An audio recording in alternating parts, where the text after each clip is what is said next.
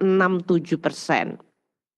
Kemudian Afrika Selatan 15%, tax rasionya sudah di 21,4. India 18% PPN dengan tax rasio mereka di 17,3.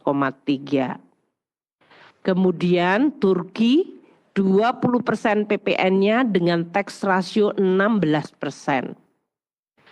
12% itu adalah Filipina dengan tax rasio mereka sudah di 15,6. Dan Meksiko PPN-nya 16%, tax rasio mereka di 14,46%. Jadi Indonesia saat ini dengan 11%, tax rasio kita masih di 10,4, bisa memberikan gambaran pekerjaan rumah dan perbaikan yang harus kita lakukan. Tidak selalu bahwa kita harus naik setinggi yang lain, tapi ini juga menggambarkan di mana posisi Indonesia. Tadi telah disampaikan oleh Pak Menko, di dalam menjalankan policy ini kita sungguh berhati-hati. Kami memahami pandangan berbagai pihak.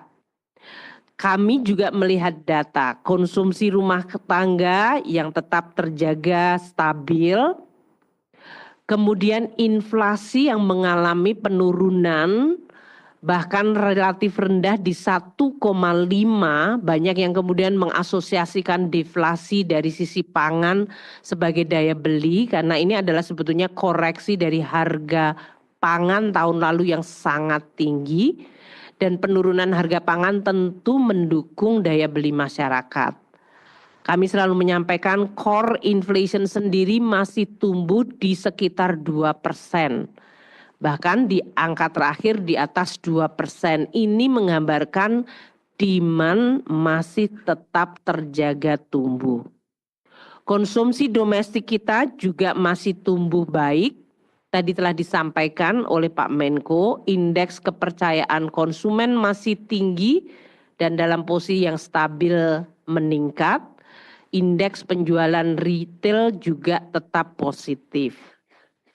Kami sangat hati-hati melihat bagaimana pengalaman kenaikan PPN 11% pada saat post-COVID. 2021 ke 2022, waktu itu Undang-Undang HPP diberlakukan tanggal 1 April 2022. PPN naik dari 10 ke 11. Kita lihat berbagai data, lesson learned adalah menggambarkan perekonomian kita tetap relatifly stabil dan bahkan ada indikator perbaikan dari mulai jumlah peningkatan pekerja, jumlah pekerja formal. Ini tahun 2023 post kenaikan PPN 11%. Dengan berbagai stimulus yang sering kita gunakan, menggunakan APBN, menggunakan penerimaan pajak juga untuk menstimulus ekonomi lagi.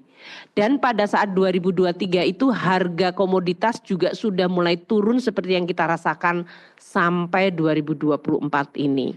Kami melihat jumlah dari peningkatan pekerja, pekerja formal, dan juga setoran PPh 21, yaitu setoran dari pajak penghasilan dari gaji karyawan itu mengalami kenaikan double digit. Serta inflasi yang terus terjaga rendah. Tahun 2022 waktu itu kenaikan inflasi lebih karena dipicu harga minyak dan harga minyak goreng karena terjadinya perang di Ukraina. Itu pun kami menggunakan APBN untuk menstabilkan. Jadi poin kami adalah kami akan terus melihat data, mendengar masukan dan memperbaiki kebijakan. Tadi telah disampaikan